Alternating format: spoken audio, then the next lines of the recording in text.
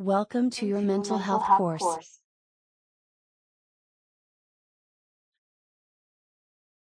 You will need to turn up the volume on your device or use some headphones as this course has videos and audio. This online course has been created specifically for you as part of the Big Initiative. It is important that you understand the subject in order to work to the best of your ability. Please ensure you complete every slide. This course has been created just for you by a leading expert in the subject. This course will give you key knowledge and enable you to make the best decisions in your work with vulnerable people. You will also be able to share the information with your colleagues and peers. Your answers are confidential, and nobody will see them except you. Please make sure you have no distractions like your phone, TV, or music.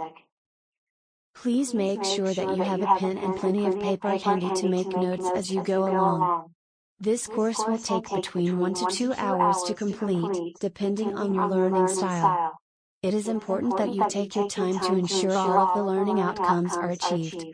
Included with this course is a handbook and certificate which you can download at the end. Please take your time. It is important to us that you benefit from this course. If you have any questions upon completion of the course, there are support links provided towards the end.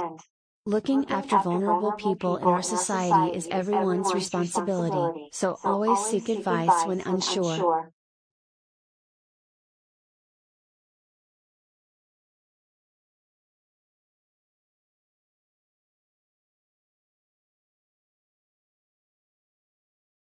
Welcome to the navigation page.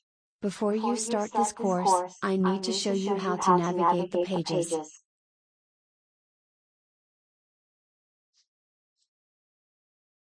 Click on the pink arrows to see today's learning outcomes.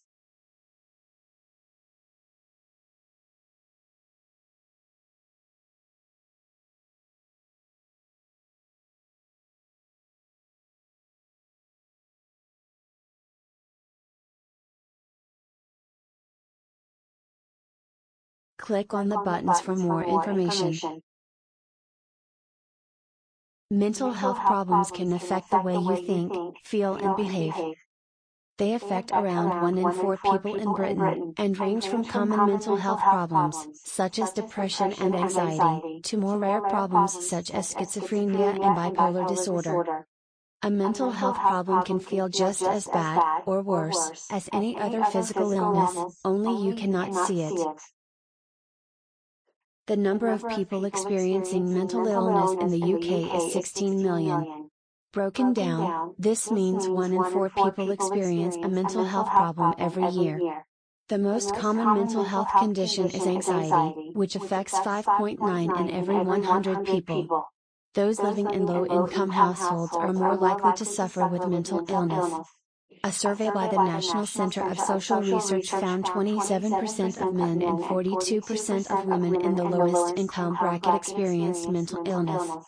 This was compared to 15% of men and 25% of women in the highest income bracket. Women are more likely to have mental health issues. While men are more likely to take their own lives, women are more likely to suffer from a mental health condition. 1 in 5 women report having a mental illness, compared to 1 in 8 men in England. Every 7 years a survey is done in England to measure the number of people who have different types of mental health problems. It was last published in 2016 and reported these figures. Click on each question. Generalized anxiety disorder. 5.9 in 100 people. Depression. 3.3 in 100 people. Phobias. 2.4 in 100 people. OCD. 1.3 in 100 people. Panic disorder. 0.6 in 100 people. Post-traumatic stress disorder, PTSD. 4.4 in 100 people. Mixed anxiety and depression. 7.8 in 100 people. Estimates for bipolar disorder, psychotic disorder and personality disorders are usually measured over a person's lifetime, rather than each year. Estimates for the number of people with these diagnoses can vary quite a lot, but the most recent reported findings are: click on each question. Psychotic disorder, 0.7 in 100 people. Bipolar disorder, 2.0 in 100 people. Antisocial personality disorder, 3.3 in 100 people. Borderline personality disorder, 2.4 in 100 people. Click each side of the computer screen to find out about possible indicators or signs of poor mental health. Difficulties with attention and concentration, when previously there were no concerns. More withdrawn than usual. Difficulties with relationships, adults, professionals, peers, family. Changes in behavior or behavior difficulties, for example more unusual/noticeable behavior and/or increased activity and/or risk-taking behavior. Use of substances. Wetting or soiling. Changes or difficulties with sleeping patterns. Sexualized behavior. Note the word symptoms has not been used. Avoid medical model terminology, as this medicalizes and gives the impression of a health concern rather than everybody's concern. The word possible is important and needs emphasis. Just because some of these indicators may be present, it does not necessarily mean that the person has poor mental health. The difficulties may be entirely related to the context, or current events, and as such may be transient, and entirely normal/typical usual responses. The list is not exhaustive. The indicators and/or signs should mostly be observable. Click on the woman for more information. Risk equals vulnerability.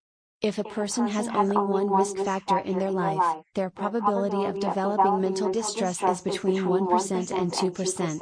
However, with 3 risk factors, the likelihood increases to around 8%, and with 4 or more risk factors this increases to 20%.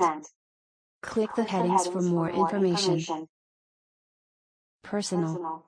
Cognitive deficits, for example reading, social skills, etc. Impaired communication. Developmental delay. Difficult temperament. Physical illness. Academic failure. Low self-esteem. Cultural background. Family or parental. Overt parental family conflict. Family breakdown. Inconsistent or unclear discipline. Hostile or rejecting relationships. Failure to adapt to a changing need. Physical, emotional, or sexual abuse. Parental mental illness. Parental criminality, alcoholism, or drug dependency. Death or loss. Community. Socioeconomic disadvantage. Homelessness. Disaster.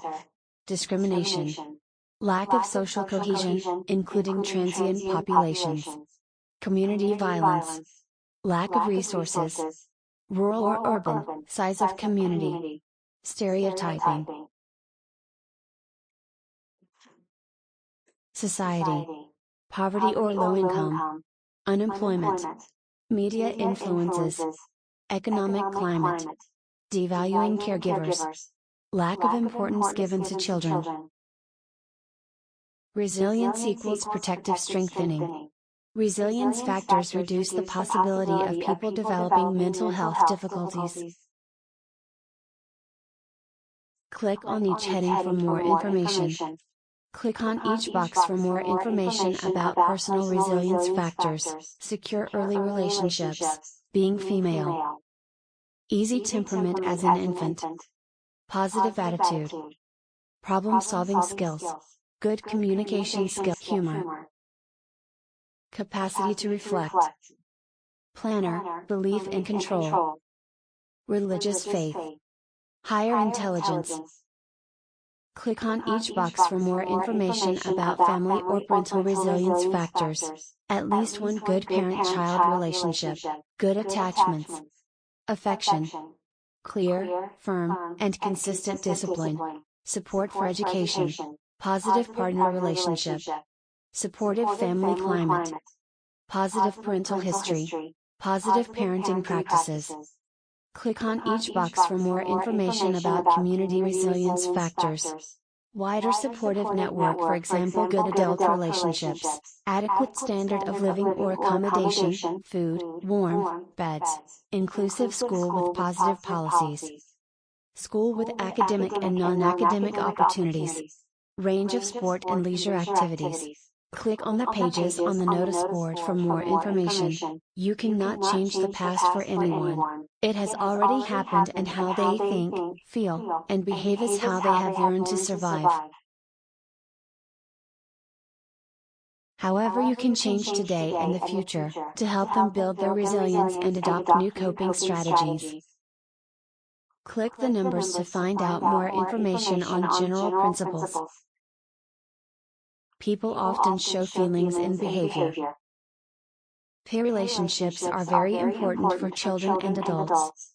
Success in some areas of their life is very important for children and adults. Parents and family are the first people to share concerns with, unless there is a reason why not.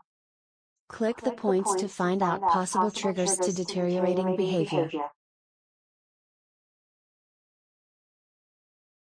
Anniversaries. Event triggers memories. Changes in routine. Curriculum pressure.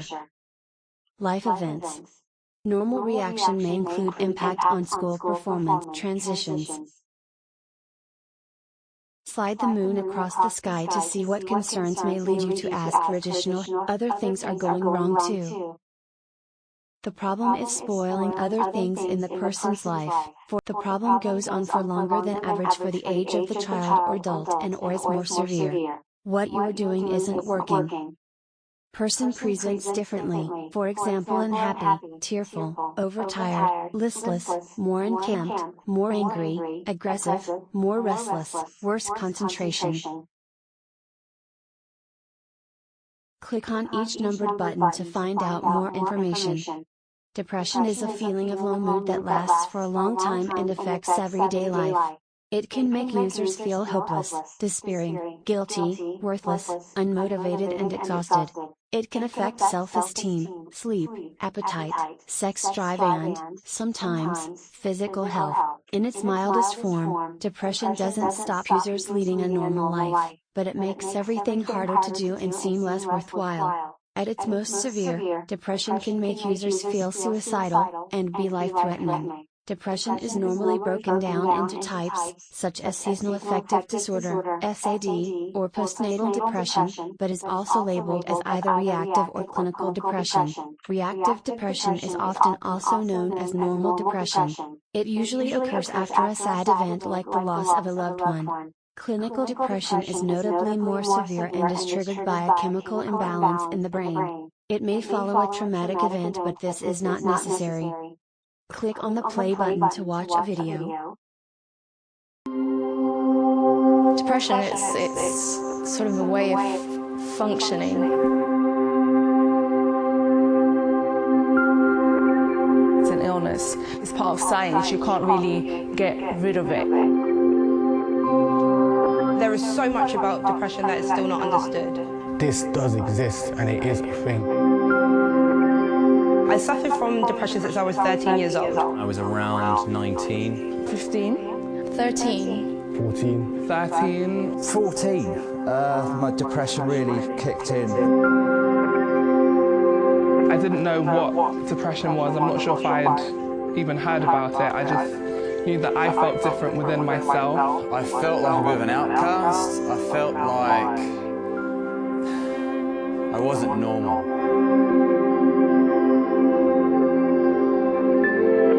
How can I put it? It's kind of like ivy.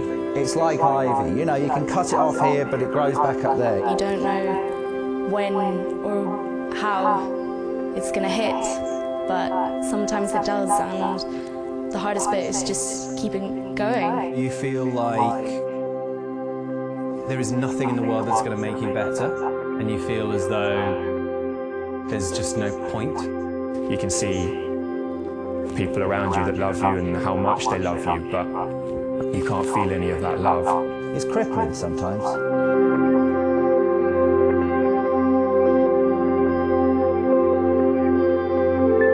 For a lot of people people, there is still a stigma. I think the misconceptions about it is that it affects everyone in the same way. Not only is it a stigma in the non-Muslim community, there's also a huge stigma in the Muslim community. In my community, if you have a mental health issue, it's just not normal. You know, in the African and Caribbean cultures, you just have to kind of get on with life.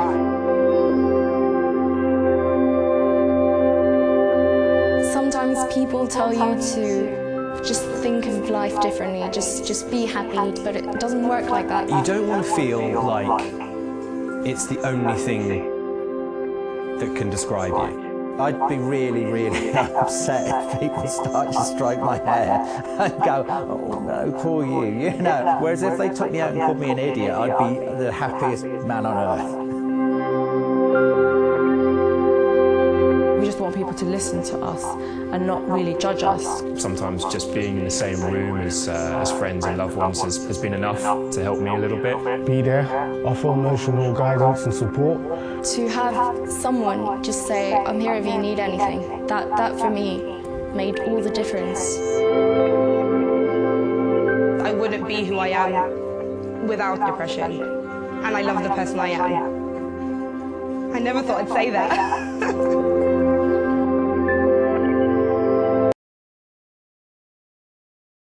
Click on each of the silhouettes for more info. Anxiety refers to strong feelings of unease, worry and fear. Because occasional anxiety is a normal human experience, it's sometimes hard to know when it's becoming a mental health problem, but if your feelings of anxiety are very strong, or last for a long time, they can be overwhelming.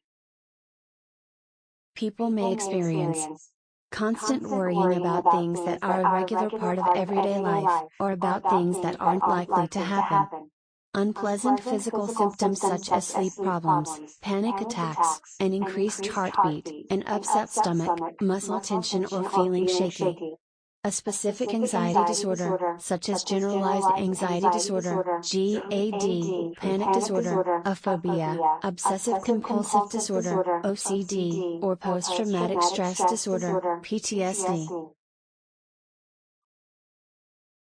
OCD is a type of anxiety disorder. The term is often misused in daily conversation. For example, you might hear people talk about being a bit OCD if they like things to be neat and tidy. But the reality of this disorder is a lot more complex and serious. OCD has two main parts: obsessions, intrusive thoughts, ideas or urges that repeatedly appear in your mind. For example, thinking that you have been contaminated by dirt and germs, or worrying that you might hurt someone. Compulsions, repetitive activities that you feel you have to do. This could be something like repeatedly washing something to make sure it's clean, or repeating a specific phrase in your head to prevent harm from coming to a loved one. The aim of a compulsion is to relieve the intense anxiety caused by obsessive thoughts.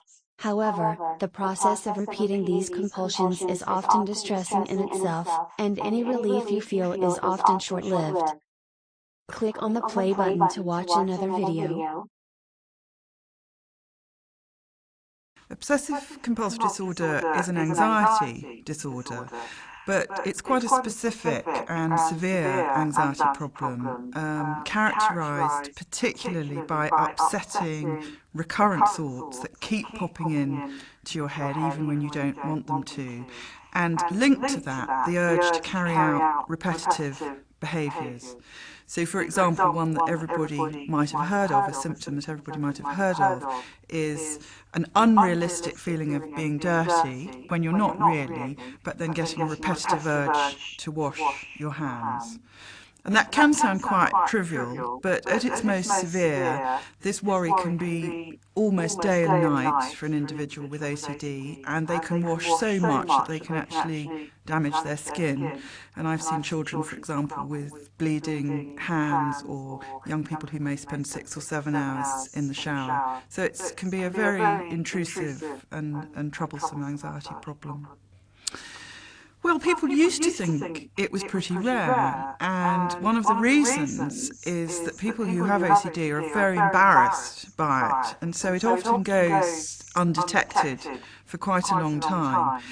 But with increased awareness and with good population screening studies, not just in the UK, but all over the world. We now know it occurs at a rate of about 1% in young people under 18.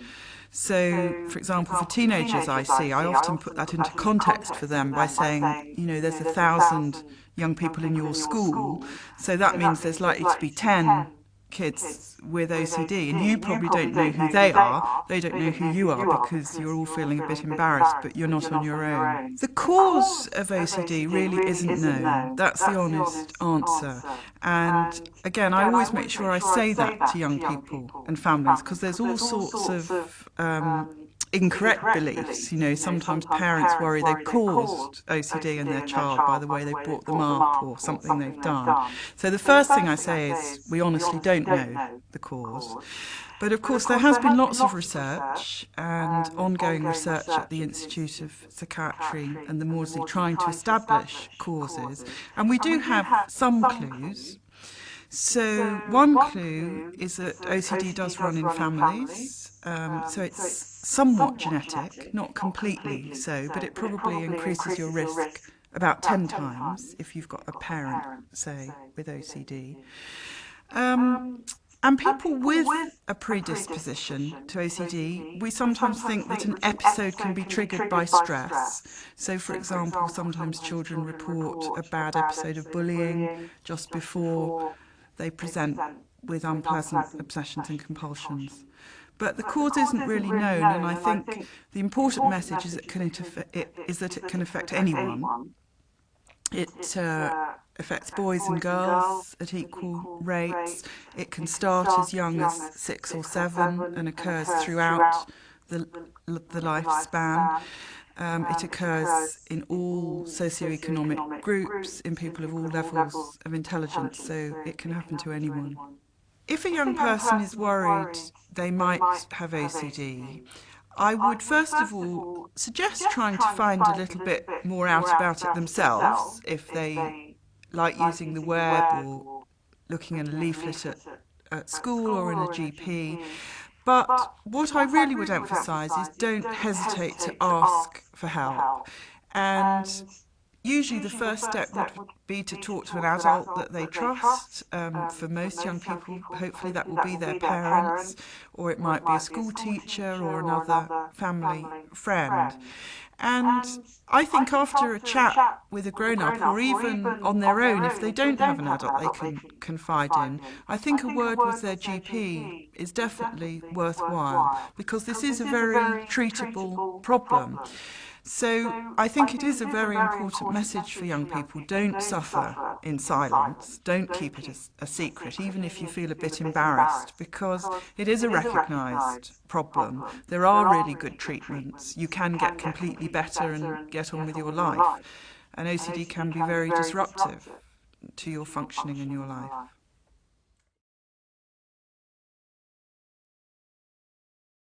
A phobia is an extreme form of fear or anxiety triggered by a particular situation, such as going outside, or object, such as spiders, even when there is no danger. A fear becomes a phobia if it lasts for more than 6 months, and has a significant impact on how you live your day-to-day life. For example, you may begin to organize your life around avoiding the thing that you fear. Eating problems aren't just about food. They can be about difficult things in your life and painful feelings, which you may be finding hard to express, face, or resolve. Focusing on food can be a way of disguising these problems, even from yourself. The most common eating problems are. Click on each person for more information about eating problem. Anorexia. Not allowing yourself to eat enough food to get the energy and nutrition you need to stay physically healthy. Sometimes people assume that anorexia is about slimming and dieting, but it is often connected to very low self-esteem, negative self-image and feelings of intense distress. Bulimia. Finding that you eat large amounts of food all in one go, often because you are feeling upset or worried. This is called binging. Then feeling deeply guilty or ashamed, and taking steps to get rid of the food you have eaten. This is called purging. Binge eating disorder. Feeling that you can't stop yourself from eating, even when you want to. This is sometimes described as having a food addiction or compulsive eating. Eating disorder not otherwise specified, EDNOS. This diagnosis means you meet some of the criteria for one of the above disorders, but not all of them. Click on each umbrella for more information. Bipolar disorder, previously called manic depression, mainly affects your mood. With this diagnosis, you are likely to have times when you experience manic or hypomanic episodes, feeling high. Depressive episodes, feeling low. Potentially some psychotic symptoms during manic or depressed episodes. Everyone has variations in their mood, but in bipolar disorder these changes can be very distressing and have a big impact on your life. You may feel that your high and low moods are extreme, and that swings in your mood are overwhelming. In between, you might have stable times where you experience fewer symptoms. Click on the man sitting at the computer for more information about schizophrenia. People may receive a diagnosis of schizophrenia if you have symptoms such as psychotic experiences, for example hallucinations or delusions, disorganized thinking, a lack of interest in things, feeling disconnected from your feelings, wanting to avoid people. This diagnosis can be controversial as not all people who experience such things agree that they have a mental health problem, or that the term schizophrenia is the best way to describe their experiences. Click on the play button to watch a video. It's perhaps the most stigmatized and misunderstood psychological disorder of them all, even among psychologists. Maybe because it's pretty rare, affecting about 1% of the population, schizophrenia causes more anxiety in the media, in the public, and even in doctors' offices than any other mental illness. As a result, its sufferers have often been shunned, abused, or locked up. And among the many fallacies that surround the disorder is simply what it means. The word schizophrenia literally means split mind, but contrary to popular belief, the condition has nothing to do with a split in personality or multiple personalities. The term refers instead to what's sometimes called a split from reality. Multiple personality disorder, now known as dissociative identity disorder, is a totally different type of condition, a kind of dissociative disorder. And these two are shrouded in misconceptions, partly because they were the subject of probably the greatest psychological hoax of all time. While many of us can relate on some level to the emotional swings, nervousness, and compulsions that come with mood and anxiety disorders, it can be a lot harder for those without direct experience to relate to the symptoms of schizophrenia and dissociation. Unfortunately, we tend to fear and avoid what we don't understand in each other, whether it's a friend or family member, or just some stranger on the bus. But thankfully, part of the psychologist's job is to demystify the things that can happen in our heads, and as is often the case, understanding may be the key to compassion.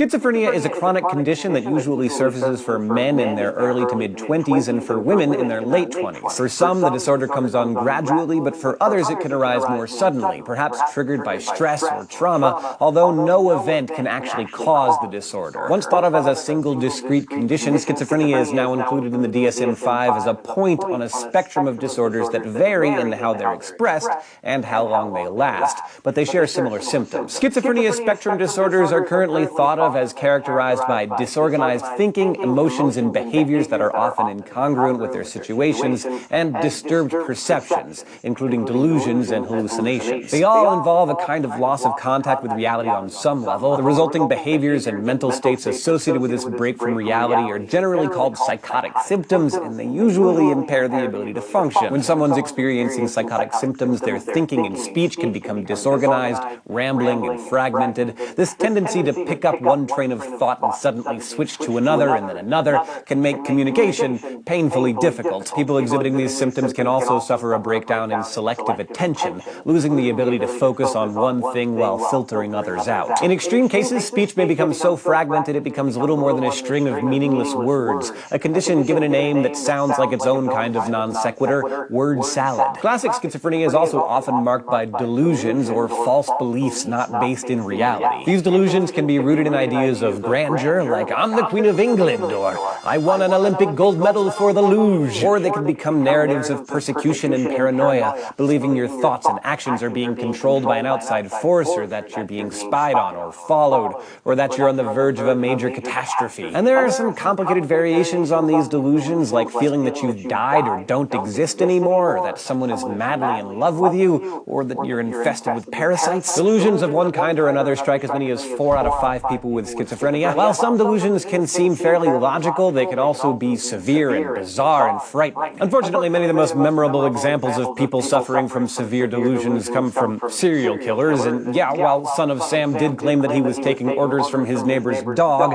that kind of stuff is in the tiny minority. Brian Wilson of the Beach Boys and Sid Barrett of Pink Floyd have both suffered psychotic symptoms. And then, of course, there's John Nash, the Nobel Prize-winning American mathematician and subject of the movie A Beautiful Mind. Through proper treatment, some people with schizophrenia have not only learned to live with their illness, but also made fantastic creative contributions to the world. Many people with schizophrenia also suffer from perceptual disturbances or sensory experiences that come without any apparent sensory stimulation, like hallucinations. This is when a person sees or hears something that isn't there, often lacking the ability to understand what is real and what isn't. Auditory hallucinations or hearing voices are the most common form, and these voices are often abusive. It's as if your inner monologue, that little conversation that you have with yourself, or the random things that float through your head, were somehow coming from outside of you. It's as if you couldn't sort out whether the voices in your mind were internal and self-generated or external and other-generated. To me, it sounds terrifying. Other common symptoms include disorganized, abnormal, or incongruent behavior and emotions. This could mean laughing when recalling a loved one's death, or crying while others are laughing, acting like a goofy child one minute, then becoming unpredictably angry or agitated the next. Movements may become inappropriate and compulsive, like continually rocking back and forth or remaining motionless for hours. Broadly, most psychotic symptoms fall into 3 general categories traditionally used by psychologists: positive, negative, and disorganized symptoms. Positive symptoms are not what they sound like. They're the type that add something to the experience of the patient, like, for example, hallucinations, or inappropriate laughter, or tears, or delusional thoughts. Negative symptoms refer to those that subtract from normal behavior, like a reduced ability to function, neglect of personal hygiene, lack of emotion, toneless voice, expressionless face, or withdrawal from family and friends. Finally, disorganized symptoms are those jumbles of thought or speech that could include word salad and other problems with attention and organization. Symptoms like these are useful in diagnosing a disorder on the schizophrenia spectrum, but there's a physiological component too. Like many of the disorders we've talked about, schizophrenia has been associated with a number of brain abnormalities. Postmortem research on schizophrenia patients has found that many have extra receptors for dopamine, a neurotransmitter involved in emotion regulation and the brain's pleasure and reward centers. Some researchers think that overly responsive dopamine systems might magnify brain activity in some way, perhaps creating hallucinations and other so-called positive symptoms as the brain loses its capacity to tell the difference between internal and external stimuli. For this reason, dopamine-blocking drugs are often used as antipsychotic medications in treatment. Modern neuroimaging studies also show that some people with schizophrenia have abnormal brain activity in several different parts of the brain. One study noted that when patients were hallucinating, for example, there was unusually high activity in the thalamus,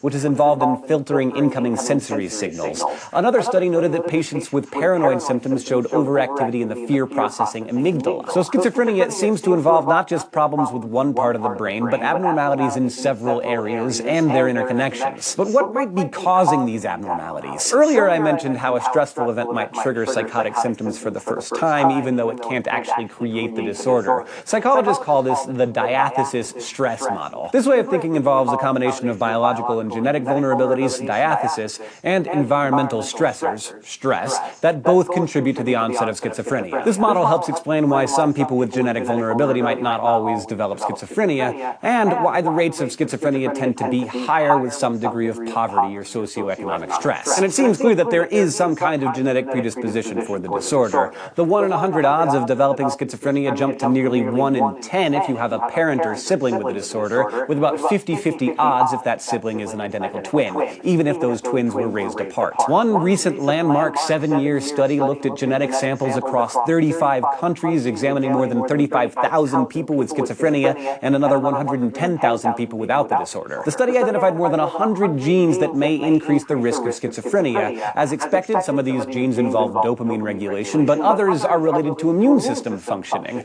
Researchers continue to tease out what is exactly going on here, but many are hopeful that these new findings will lead to better treatment. Clearly, schizophrenia is a challenging disorder to live with and one that's hard for outsiders to understand. But maybe even more rare and more elusive are the dissociative disorders. These are disorders of consciousness, called dissociative because they're marked by an interruption in conscious awareness. Patients can become separated from the thoughts or feelings that they used to have, which can result in a sudden loss of memory or even change in identity. Now, we might all experience minor dissociation at times, like maybe the sense that you're watching yourself from above, as in a movie, or like you're driving home and get so zoned out that suddenly you find yourself in front of Taco Bell thinking, like, how did I get here? Those things would generally fall into the normal range of dissociation, but most of us don't develop different personalities. Dissociative disorders come in several different forms, but the most infamous of the bunch is probably dissociative identity disorder. This has long been known as multiple personality disorder, and yes,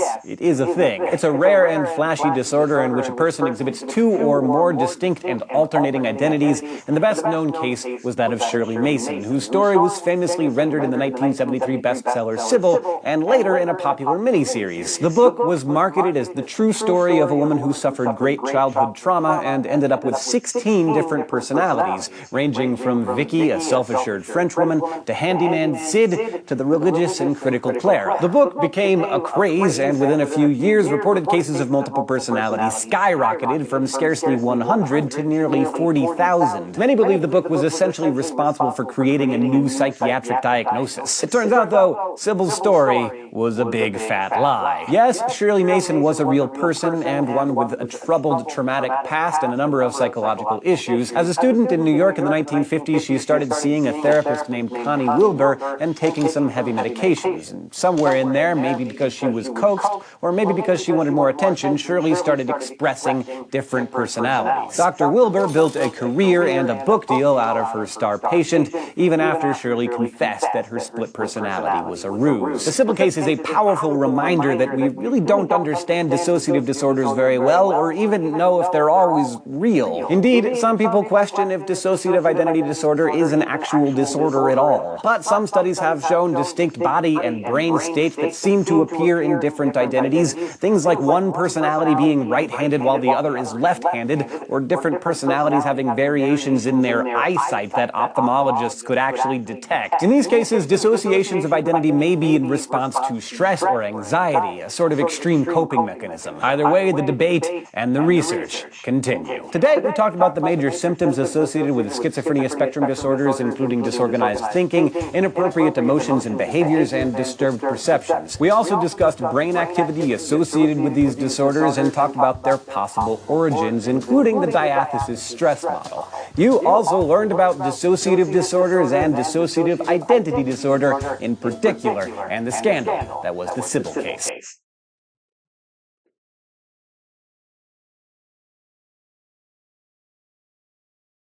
Psychosis, also called a psychotic experience or episode, is when you perceive or interpret events differently from people around you. This could include experiencing hallucinations, delusions, or flight of ideas. Drag the question mark across the screen for more information.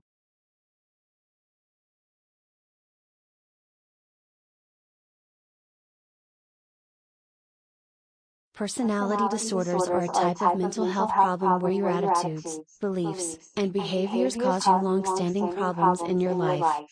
There are several different types of personality disorder, but the two most commonly diagnosed ones are borderline personality disorder, BPD. You might be given this diagnosis if you experience things like intense, changeable moods, an overwhelming fear of abandonment, an unstable sense of identity, and impulsive, risky behavior.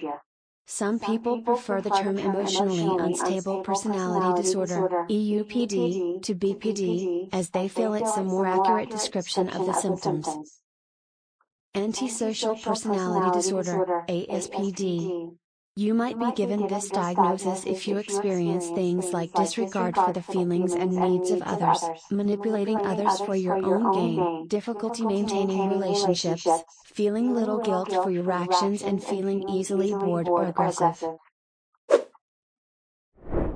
Congratulations! You have completed this unit. Please scroll down the page and mark your unit complete. Once you have completed the rest of this course, you will be able to access your certificate and supporting material via your account anytime.